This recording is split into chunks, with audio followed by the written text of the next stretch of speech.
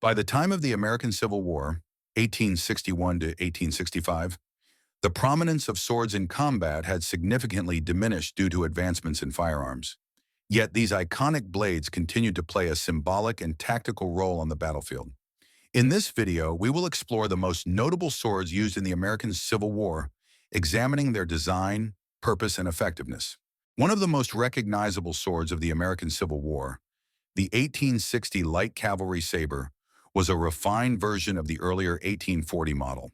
With a 35-inch curved steel blade, a brass hilt, and a full handguard, it was designed for mounted troops. Its curvature enhanced its slashing ability during high-speed cavalry charges, making it a fearsome weapon in the hands of mounted soldiers.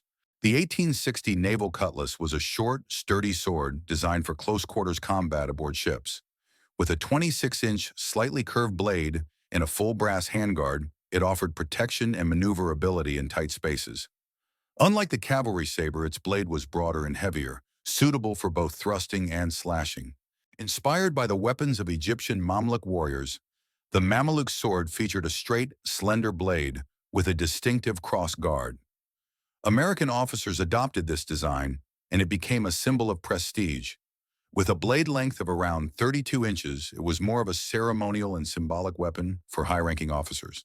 Favored by officers, including Confederate General Robert E. Lee, this sword was a versatile and well-balanced weapon with a 35-inch blade. It was designed for officers of major rank or higher, but was privately purchased, making it accessible to other ranks. Known among soldiers as the wristbreaker, this 44-inch saber was a heavier predecessor to the 1860 model. Despite its strength, its weight made it difficult to wield, and it was eventually replaced due to its impracticality in combat. This saber featured a brass hilt and a curved blade of approximately 32 inches. Lighter and more maneuverable, it was primarily used by artillery troops, offering a balance between protection and cutting ability. A straight double-edged sword derived from European designs, the 1832 Dragoon saber was used by mounted infantry. Its robust design was favored for its strength and cutting power. Short and stout, this sword featured a straight, double-edged blade about 19 inches long. Primarily a sidearm for artillery units, it was also issued to non-commissioned officers and musicians.